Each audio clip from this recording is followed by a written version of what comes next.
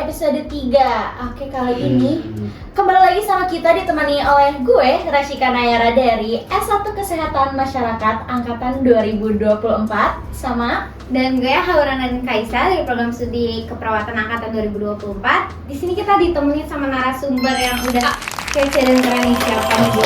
Wajah baru. Boleh nggak sih kenalan dulu dari ini deh? Siapa nih? Laki-laki nih selalu paling pertama. Mantap. Kenalin, nama gue Pandu Triputra Maeswara. Gue dari program studi kesehatan masyarakat angkatan 2025.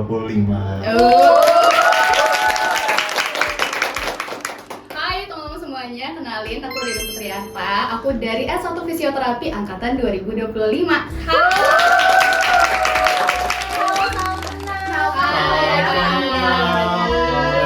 Oh my god, akhirnya kita bertemu nih hari ini. Kita mau bahas apa nih, Kak Cika? Kali ini karena kita narasumbernya itu dari mahasiswa baru yang benar-benar berprestasi banget. Jadi kita akan membahas tentang bersuara, berkesan, berpengaruh. Gimana sih cara membangun personal branding? Oke, kita langsung gak sih kita tanya-tanya gak sih? Karena kita penasaran banget kayak sekeren itu loh personal branding mereka berdua ini, karena kayak pas pertama kali masuk kayak wow, adik maba gitu. Karena maba kayak kita kepo nih. Sekarang kalian nih kesibukannya apa aja nih kalau boleh tahu? Mau siapa duluan? Nih, Dari kalau aku sekarang selain jadi maba pasti belajar, adaptasi juga karena anak rantau juga. Sama aku udah ikut himpunan, bukan ikut himpunan sih, tapi masih magang di himpunan. Sama aku juga ikut beberapa organisasi eksternal sih Kak. Itu sih kesibukan anak maba. Oh iya, kamu kok buat tahu ngerantau dari mana nih? Dari Sumatera Barat.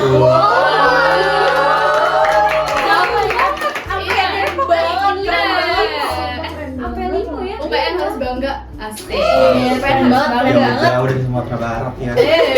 Kalau Pandu Kalau gimana? Bang Pandu nih gimana? Kalau aku berbanding balik banget sih sama Ririn karena jujur di semester pertama ini tuh aku masih kayak butuh adaptasi terlebih dahulu. Jadi kayak ya biasa lah anak-anak kayak baru menetas ke dunia perkuliahan gitu kan, kayak masih culture shock, jadi masih butuh adaptasi terlebih dahulu. Jadi masih belum banyak kegiatan-kegiatan yang aku ikutin di luar maupun di dalam gitu. Paling cuma belajar untuk mata kuliah aja sama kegiatan-kegiatan ospek di Kesma.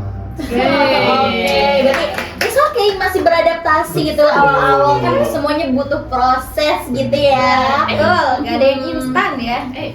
Oke, mungkin aku juga mau lanjut tanya nih. Kan kalian maba gitu ya, mahasiswa baru awal-awal di sini. Ada nggak sih hal-hal yang bikin, tadi Pandu bilang sih ada culture shock atau kayak hal-hal yang bikin kaget atau pengalaman berkesan nih? Sama kalian udah berapa bulan sih di sini? Aku lupa ya. 2 bulan. 2 bulan. 2 bulan. Berarti apa? Coba dari Pandu dulu. Nah, kalau dari aku sih sebenarnya culture shock cuma tugas kelompok, tugas presentasi, ya buat makalah, buat PPT itu setiap matkul, setiap matkul itu kayak waduh, ini anak SMA baru menetas ke dunia perkuliahan udah disuruh kayak gitu. Disuguhin kayak gitu ya. Cuma kalau untuk tugasnya nggak terlalu gimana-gimana, lebih ke temen kelompoknya aja kayak sih. mengelus-elus dada, mengelus-elus dada, Kayak bisa tersenyum. Fun fact sampai homesick gara-gara tuh Oh gara-gara temen my kelompok. god. Emang nggak pasif tahu kamu? semua. Aku iya sih. Dari mana? Jujur jauh banget, Freyo. Oh my god. Tempatnya Ahmad Syahron. Oh my god. Freyo ya, aku dari Jakarta Oke, Utara. Jauh ya, Jauh banget. jauh banget. Harus melewati himpitan truk itu ya. Transformer ibaratnya.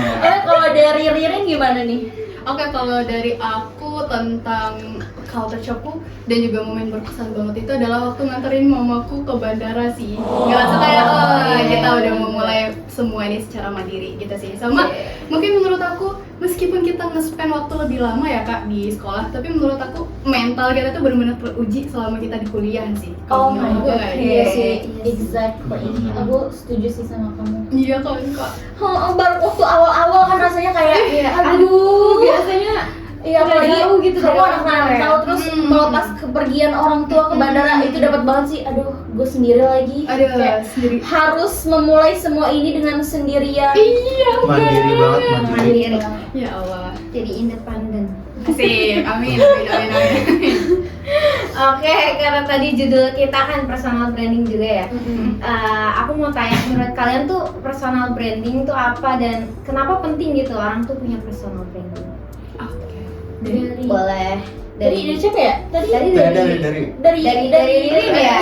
Sekarang dari Pandu. jauh sekali. Oke. Asik. Kalau personal branding ya, ngomongin soal personal branding tuh menurut aku cara kita untuk membangun dan menciptakan perspektif orang lain gitu tentang diri kita gitu. Kayak kita mau dilihat seperti apa sih dari pandangan orang lain gitu. Apakah kita mau dilihat kayak konyol, mau dilihat perfeksionis atau lain sebagainya. Tapi nggak cuma dari segi dari segi sikap aja, tapi juga bisa dilihat dari bidang pekerjaan yang kita lakukan sekarang. Misalkan kayak kakak-kakak di sini nih, kan kakak anggota BEM ya. Jadi anggota BEM ini bakal menjadi personal branding kakaknya gitu. Kayak misalkan Kak Haura itu yang anggota BEM bukan sih gitu kan. Terus kayak Kak Cika juga yang anggota BEM bukan sih gitu. Jadi personal branding tuh gimana cara orang lain melihat kita gitu. Dan kenapa personal branding itu penting banget untuk mahasiswa baru, karena selain membangun relasi antara teman sebaya maupun cutting atau dosen, bisa juga nih untuk sebuah keberuntungan atau peluang ketika kita pengen join organisasi gitu. Karena kan kalau join organisasi itu pasti dilihat dari CV dan juga dari personal brandingnya gitu kan. Dan kalau misalkan CV kita banyak pengalaman, otomatis personal branding kita dilihat sebagai mahasiswa atau seseorang yang aktif gitu kan. Jadi ketika dilihat sama penilai atau yang menguji kita mau lolos atau tidak lolosnya masuk organisasi, pasti ketika melihat personal branding kita yang bagus, pasti tanpa pikir panjang bakal diterima gitu kan. Makanya itu penting banget personal branding buat mahasiswa baru. Betul banget. Gimana orang lain melihat kita cover? Emang orang selalu melihat kita dari cover? Emang itu kenyataannya. Emang itu kenyataannya, guys. Kok dari Ririn gimana? Ririn kan juga yang aku tahu juga aktif nih. Kalian berdua aktif ya di TikTok, aku lihat-lihat. Jangan lupa join live aku guys. Kemarin baru lewat nih. Ya, Kalau dari Ririn gimana? Kalau personal branding tuh gimana sih gitu? Oke, kalau menurut aku personal branding itu bisa kita visualisasiin kayak jendela gitu. Kenapa jendela? Kita itu setiap orang bagaikan ada di dalam ruangan yang jendela kita itu hanya satu, itu ketutup. Kalau seandainya kita punya keberanian untuk buka si jendelanya, kita bisa ngelihat dunia jauh lebih luas dari apa yang kita bayangin. Kayak gitulah personal branding. Dan kita itu bisa melihat juga jendela-jendela ruang-ruangan orang lain gitu, di sebelah kita, di belakang kita, ataupun di depan kita. Nah, di personal branding permasalahannya, pasti kita itu sering mikir kayak, aduh, gue gak berani untuk bangun ini gitu. Kenapa? Karena temen gue gak ada yang ngelakuin itu. Takut kita dipikir abnormal atau apa gitu. Nah, sama kayak si jendela tadi. Kita kalau seandainya punya keberanian untuk membukanya, kita bakalan punya kesempatan yang banyak. Sama kayak yang dibilang sama Pandu tadi. Bukan hanya kita yang bisa ngelihat dunia jauh lebih luas, tapi dunia juga bakalan bisa ngelihat kita gitu. Kalau seandainya kita memilih untuk ya udah, gue ikutin teman-teman gue aja, gue nggak bakalan buka si jendela ini, gue takut di luar ternyata ada yang jahat, ternyata ada yang ini. Kamu bakalan terdiam aja terus di dalam ruangan yang gelap itu, karena kita nggak berani gitu. Jadi untuk bisa mengambil kesempatan itu semuanya cuma ada di tangan kita. Mau berani kah atau enggak gitu kalau cara aku mengartikan personal branding, terutama untuk mahasiswa baru. Kenapa? Kita butuh banget relasi yang banyak, itu pertama. Dan jendela itu tadi bukan personal brandingnya, tapi jendela yang tadi itu adalah kesuksesan. Kesuksesan bukan hanya tentang kita yang kaya, kita yang banyak prestasi, enggak gitu aja, tapi kita yang kaya akan pengalaman, kita yang berani menerima setiap kegagalannya kita. Kunci untuk bisa buka jendelanya siapa? Salah satunya personal branding yang tadi, gitu cara aku. Tahu sih, gue literally kayak dengernya kayak keren banget sih kalian berdua. Public Gila. speakingnya itu orang keren banget loh. jujur Public ya. speaking with personal branding. Sip, mantap. Oke, mungkin kita lanjut ya bertanya-tanya lagi. Kalau mulai bangun personal branding di kampus, apa sih langkah awal kalian buat, kan kalian baru masuk nih ke dalam kampus, pasti bangun personal branding di SMA dulu dengan di kuliah pasti beda. Menurut kalian apa sih langkah awal untuk membangun personal branding di kampus gitu? Bang Hari ini. Iya dari lo Iya, ya. oke. Gimana langkah awal itu adalah pertama kita harus tahu dulu fokus kita itu apa. Maksudnya fokus itu adalah kita itu pengen dikenal sebagai apa, kayak yang dibilang sama Pandu tadi. Apakah misalnya aku berfokus pada pemberdayaan perempuan, self growth itu adalah fokusku. Jadi untuk bisa membangun itu meskipun kayaknya nggak sejalan dengan prodiku sekarang, tapi aku ingin menyuarakan itu gitu kan.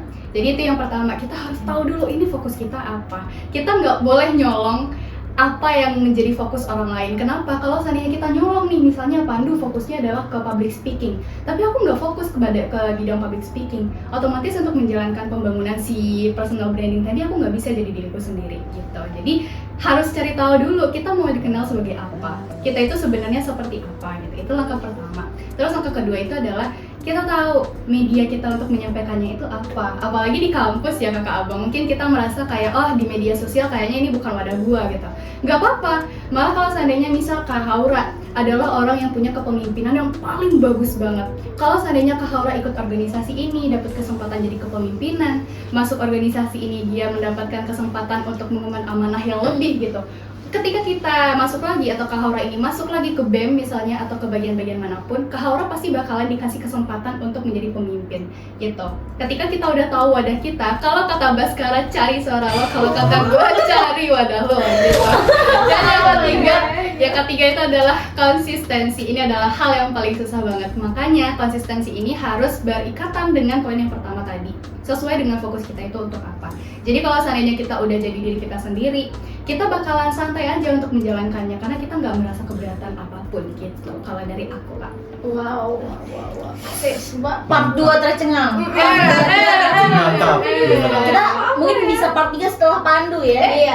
Waduh, sebenarnya semua hal yang udah dibicarakan sama Ririn itu udah bener banget. Langkah awalnya adalah kita fokus dulu sama apa yang pengen dilihat sama orang lain gitu loh, apa yang pengen kita keluarkan untuk orang lain Spesifikasi gitu. kita apa gitu ya? Iya betul, jadi kayak kalau misalkan kita tidak punya tujuan, tidak punya fokus, ya kita akan kehilangan arah gitu kan, kita akan kehilangan jati diri gitu, kehilangan personal branding kita gitu. Jadi yang tadinya kita kayak pengen dikenal banyak orang, tapi kalau misalkan jati dirinya aja kita sendiri nggak tahu, ya gimana orang lain mau mengenal kita gitu kan.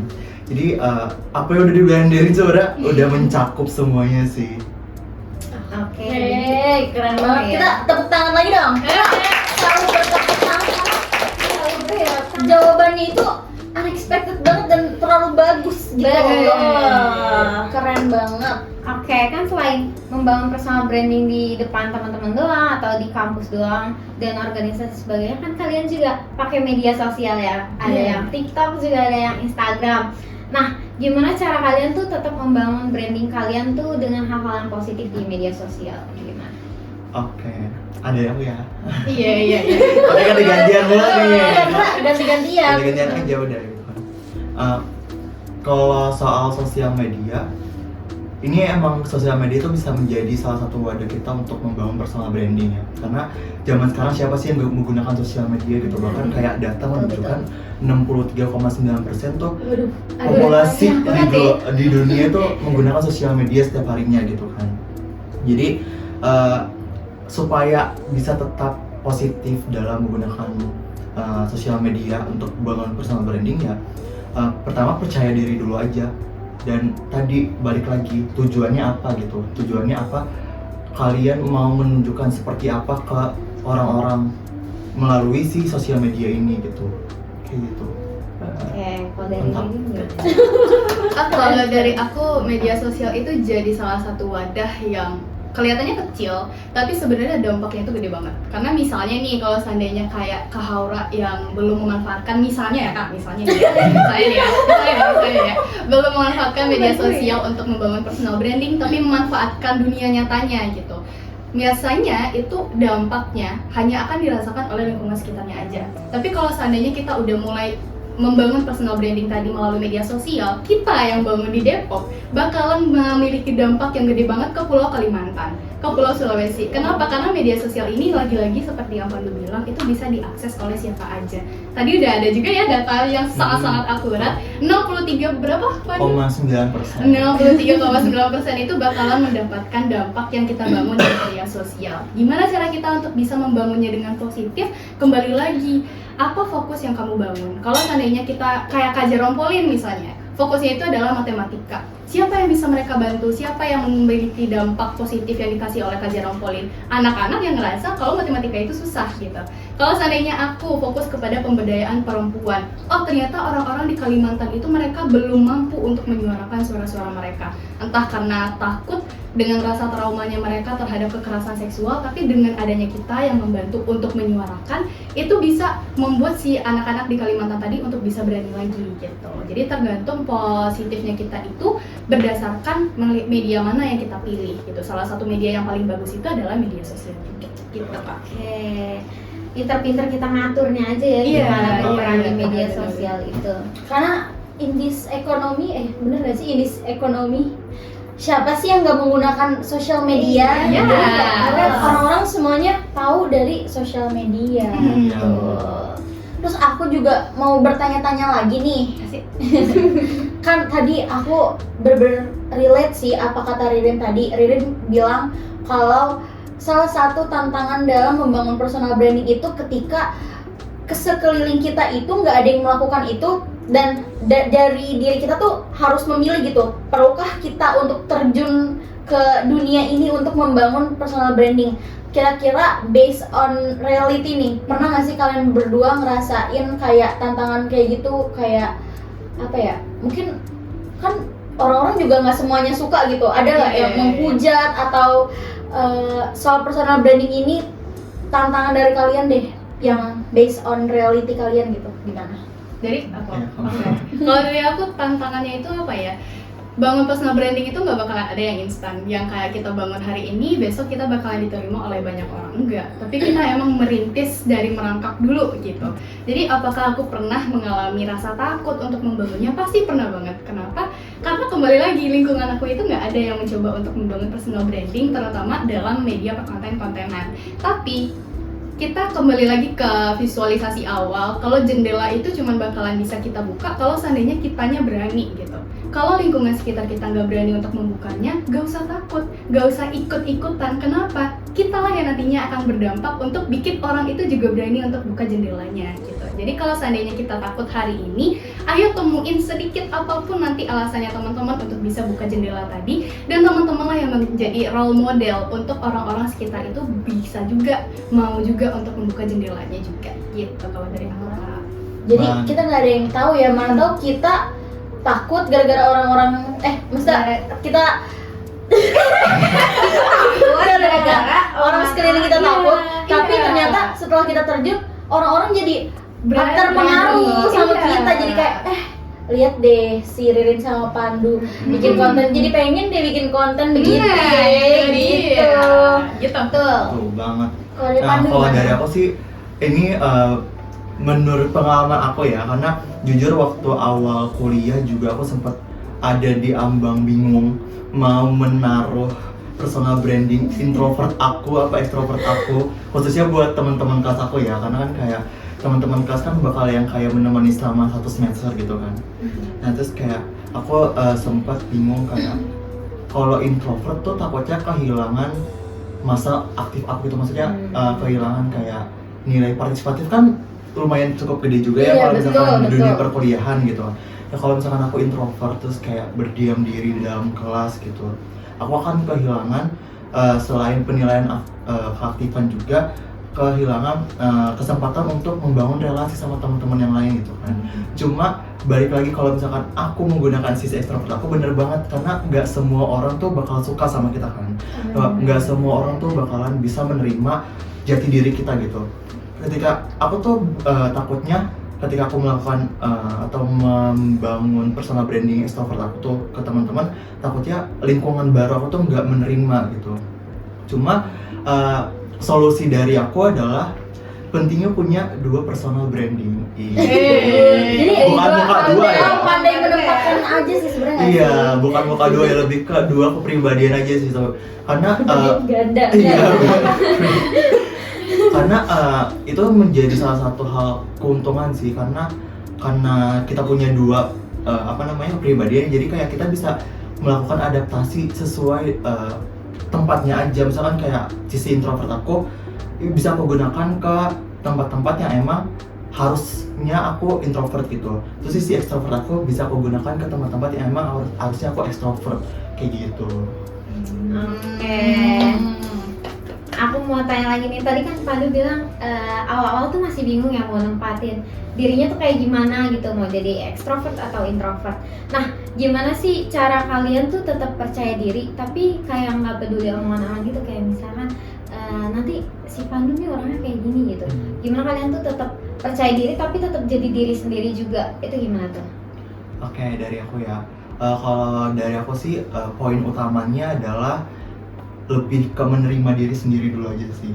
Self love. Self love, iya betul banget. I love myself. Jadi kalau misalkan kita udah mengenal diri sendiri, terus kita udah menerima akan diri sendiri tuh, kita bakal lebih percaya diri dalam menjalani hidup. Bener gak? Karena kayak kita udah emang ini diri gue gitu, dan kita jadi nggak mikirin orang lain, nggak mikirin harus berperilaku menjadi orang lain supaya dilihat oleh orang lain juga gitu kan. Jadi ketika kita sudah menerima diri sendiri, kita udah kenal sama diri sendiri, kita nggak perlu lagi kayak menaruh ekspektasi orang lain di dalam diri kita gitu. Karena jujur ya, kalau misalkan hidup untuk ekspektasi orang lain kan capek ya. Nggak akan ada habisnya gitu, karena ekspektasi nggak ada ujungnya gitu kan. Jadi balik lagi, kita tadi harus mengenal diri sendiri sama menerima diri sendiri aja sih. Iya. Gitu. Wow. Oke, kalau dari Rira gimana? Oh, kalau dari aku sebenarnya aku juga punya struggle sih untuk permasalahan menerima diri sendiri, terutama akhir-akhir ini. Kenapa? Karena aku ngerasa yang tadi aku bilang, kalau seandainya di kuliah kayaknya beban mental aku ini lebih gede dibandingkan di sekolah gitu. Nah, aku sempat mikirin kayak, apakah sebenarnya langkah aku ini udah benar? Apakah aku bakalan menemukan cita-citaku di masa depan? Apakah yang aku usahain ini emang udah cukup gitu? Bener-bener yang bikin aku sampai stres waktu itu, yang homesick setiap saat, nangis setiap detik, setiap menit kalau udah di kos. Tapi aku punya salah satu cara untuk bisa kenal sama diriku lagi, untuk bisa menerima apa yang lagi aku jalanin, yaitu ngomong sama diri sendiri. Lewat mana? Bukan yang hanya kita ngomong di kaca, tapi setiap malam aku itu selalu ngejurnal. Bukan jurnal yang ilmiah ya kakak. Bukan. Tapi ngejurnalnya itu maksudnya aku cerita sama bukuku, gimana hariku hari ini, apa yang sebenarnya pengen aku kejar, apa yang sebenarnya bikin aku sedih hari ini gitu.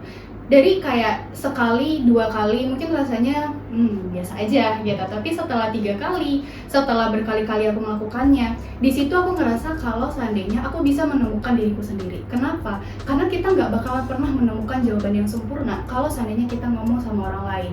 Even itu adalah seorang psikolog kalau menurut aku. Maksudnya yang paham banget diri kita itu cuma diri kita sendiri.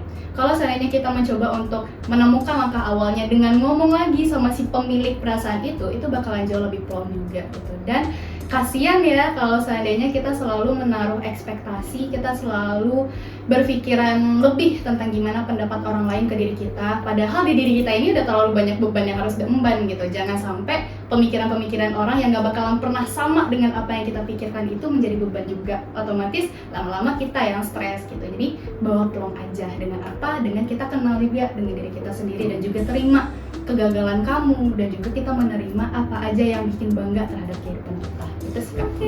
Thank you. Kok kayak langsung masuk ke dalam hati kayak oh my god. Jadi kuncinya adalah kita harus tahu diri kita sendiri ya. Kita harus tahu apa yang kita mau, apa yang mau kita tuju. Di situlah baru terbentuk awalnya personal branding ya. Oke. Terus aku mau tanya-tanya, kalian kan ini ya basicnya apa sih, backgroundnya ya? Aku basicnya sih backgroundnya dari genre ya. Kalau dari genre atau beberapa organisasi yang udah kalian ikutin nih, itu kalian sebenarnya baru sadar tentang pentingnya personal branding tuh pas kapan? Pas udah di genre kah? Atau udah dari kalian sejak SD atau SMP? Oke. dari Pandu ya berarti ya? Dari Dari Ririn. Oh, dari Ririn. Oh, dari aku. Aduh bingung. Iya, salah satunya aku pertama kali bangun personal branding itu adalah tuntutan sebenarnya, keterpaksaan dari genre yang tadi gitu. Karena kita mesti bangun konten, kita harus memulai sesuatu yang selama ini kita nggak pernah mulai gitu. Nah mungkin relate juga sama Pandu, Kak Haura, ataupun Kak Cika. Jadi kayak dari sana kenapa aku bisa menemukan bahwa personal branding itu adalah hal yang penting untuk dibangun dari sekarang. Bukan hanya gimana kita mendapatkan pengalaman-pengalaman, mendapatkan relasi-relasi, nggak hanya itu. Tapi ketika kita bisa membantu orang lain di luar sana yang butuh dibantu, tapi mereka nggak punya suara untuk menyuarakannya. Ketika kita udah punya personal branding, ketika kita dikenal oleh orang lain, misal nih, ada satu bagian organisasi, entah itu tentang kekerasan atau tentang genre lah ya, tentang remaja, menyuarakan suara-suara remaja. Ketika genre ini membutuhkan orang-orang yang mampu untuk menyuarakan, kita yang datang. Kenapa orang-orang genre itu bisa tahu ada kita? Karena kita udah membangun personal branding. Ketika kita bangun, kita berkecimpung juga di dalam genre itu, orang-orang yang awalnya suaranya nggak kedengeran, dari kita lah yang bisa membantu untuk bikin suara itu kedengeran gitu. Jadi menurut aku, personal branding itu penting banget, bukan hanya membantu kita untuk mendapatkan relasi yang lebih banyak, bukan hanya membantu kita untuk bisa terjun menjadi narasumber atau terjun menjadi pewawancara, menjadi MC atau siapapun itu, nggak hanya itu. Tapi ketika kita mampu untuk membantu orang lain di luar sana. Dan kalau seandainya kita nggak membangun personal branding, aku, Pandu, Kak Cika, Kak Haura nggak membangun personal branding, kita nggak bakalan ada yang duduk di sini sekarang. Jujur. Iya. Sepenting itu personal branding. Dan percayalah, ketika kita udah berani membuka jendela yang tadi, kembali lagi, gak hanya kita yang mampu untuk melihat dunia luar, tapi dunia luar juga bakalan melihat kita, gitu kalau dari aku Kak. Jadi kita bisa mendapatkan yang awalnya mimpi kita cuma satu. Apa mimpinya? Supaya bisa terbebas dari dunia yang kelam ini, atau kita bisa terbebas dari ruangan yang gelap ini, karena jendela kita nggak berani dibuka gitu. Tapi ketika kita udah berani membuka jendela tadi, satu mimpi yang kita harapkan hanyalah cahaya, tapi setelah itu ada mimpi-mimpi lain yang ikutan terwujud. Apa contohnya? Kita bisa menghirup udara segar karena kita berani membuka jendelanya. Berarti otomatis maksudnya adalah ketika kita berani untuk membangun personal branding, mimpi kita mungkin hanya satu, bisa dikenal oleh orang lain. Tapi dengan kita membangun personal branding, kita bisa jadi narasumber kayak mimpinya kita. Kita bisa membangun suatu perjalanan yang kayaknya lebih mulus dibandingkan sebelum kita bangun personal branding yang tadi. Jadi satu mimpi terdapatkan, ternyata masih ada lagi nih antak-antak mimpi yang juga ikut terwujudkan gitu kalau dari aku Kak. Keren banget sih. Mantap. Mantap. Cengang. Aduh. Kalau dari aku juga sama sih, aku baru membangun personal branding dan sadar personal branding itu penting tuh ketika masuk ke dalam sebuah organisasi yaitu Forum Genre. Karena di sana kita belajar tentang mengenal diri sendiri. Tadi yang aku bilang, kenapa kita perlu banget nih mengenal diri sendiri, karena masa remaja kan tuh masa-masa dimana kita masih labil kan, masa-masa yang kayak takut juga untuk mengambil langkah, bener banget sama apa yang dibilang sama Ririn kan. Kayak kita takut banget untuk membuka jendela tadi, karena balik lagi tadi ke pikiran-pikiran orang lain itu yang membuat kita jadi kayak takut gitu kan. Cuma bener banget lagi yang dibilang sama Ririn, kalau misalkan kita takut terus, mau kapan kita majunya gitu. Maka dari itu ketika aku udah bisa nih mengenal diri sendiri juga, terus ngerasa bahwasanya emang personal branding itu penting banget, akhirnya aku mulai membangun personal branding melalui sosial media yang mungkin teman-teman juga udah pada lihat juga di sosial media aku terkait personal branding aku gitu kan. Dan bener banget tadi, bukan cuma sekedar membangun relasi, bukan cuma sekedar menjadi narasumber dan lain sebagainya biar diundang di podcast atau lain sebagainya, tapi juga personal branding itu membantu kita buat kepada orang-orang yang emang mau bersuara tapi nggak tahu tempatnya di mana, mau bersuara tapi dia tuh nggak punya power untuk menyuarakannya gitu. Jadi akhirnya kita lah teman-teman Forum Genre juga membantu menyuarakan dari permasalahan-permasalahan remaja, khususnya remaja di Indonesia. Oke, berarti kalau misalkan Duta Genre itu bikin konten-konten juga ya berarti di media sosial? Karena kan edukasi. Bener. Berarti kan karena konsumsinya buat publik juga, itu kalian tuh cara bikin kontennya biar tetap bermanfaat dan juga berdampak positif itu bagi yang lain gimana? Oke, karena aku nggak terlalu berkecimpung di dunia konten ya, kayak konten aku tuh nggak yang terlalu edukatif banget, lebih ke kayak konten keseharian aja sih. Kalau misalkan di sosial media aku day in my life gitu-gitu, terus kayak ya udah ngepost diri sendiri aja gitu kan. Kalau di sosial media kan, cuma aku pernah belajar bahwa di masa forum masih ikut forum genre kan, untuk membangun konten yang baik itu adalah kita harus tahu dulu nih kira-kira apa yang dibutuhkan oleh masyarakat gitu, apa yang menjadi konsennya masyarakat. Kalau misalkan kita membuat konten edukasi tapi nggak relate sama masyarakat ya mungkin kontennya baik gitu, tapi kalau misalkan nggak relate ya nggak ada manfaatnya gitu. Tapi bisa jadi konten ini tuh yang kita buat sekarang bisa bermanfaat untuk kedepannya gitu. Jadi balik lagi tadi untuk dari isi si materinya itu harus dari sumber yang jelas juga gitu, harus relate juga kayak gitu. Oke. Tambahan nggak apa sama nih kita? Mirip-mirip sih Kak sebenarnya. Kalau seandainya tentang berbicara tentang apa ya tadi, tentang manfaat ya, manfaat dari itu. Kembali lagi dengan langkah-langkah yang kita mulai tadi. Pertama, cari fokus kamu. Ketika kita udah tahu fokus kita itu apa, pasti akan selalu ada orang-orang yang membutuhkan sesuai dengan apa yang fokus kita minati. Entah itu misal kita berani atau pintarnya di urusan musik-musikan, di urusan pergitar-gitaran, pasti akan selalu ada orang-orang yang baru belajar gitar untuk belajar dari konten yang kita bikin. Kayak gitu tadi, kembali lagi manfaat itu bisa dirasakan positif oleh orang lain ketika kita berani menunjukkan fokus yang kita punya gitu. Tadi udah lengkap banget sih dari Pandu, menurut aku keren banget. Oke, mungkin kita tuh ya. ngobrol-ngobrol tuh ternyata nggak kerasa udah udah di akhir-akhir aja gitu. Waduh. Udah berapa menit sih Sedih, kira-kira? sedih. Coba berapa menit nih kameramen? Oke, 30 menit katanya ya. 30 menit. Ini udah gini-gini nih kameramennya. Udah 30 menit. Mungkin karena kita udah di udah di ujung percakapan pembicaraan. Boleh mungkin aku mau dengar closing statement dari Pandu sama Ririn tentang tips ataupun pesan-pesan untuk teman-teman di luar sana yang mau mulai bangun personal branding, yang baru banget nih mau bangun personal branding. Gimana? Mungkin dari Buat maba ya, tapi buat yang semua orang. semua Karena orang. ada juga kok yang nggak maba tapi baru mau bangun personal branding. Iya. Mungkin dari Ririn ya.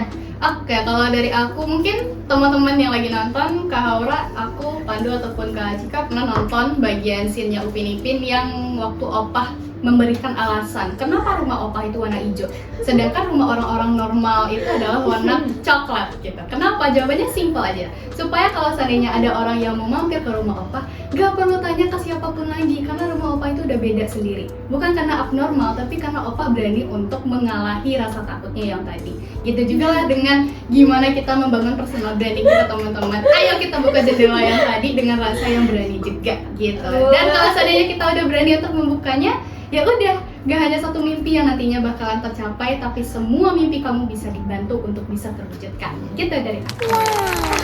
Unik ya. Lucu banget. Aku kayak Pakai rumah Oh, Opah. iya, rumah Opah. jadi kayak mau opa beneran. Iya.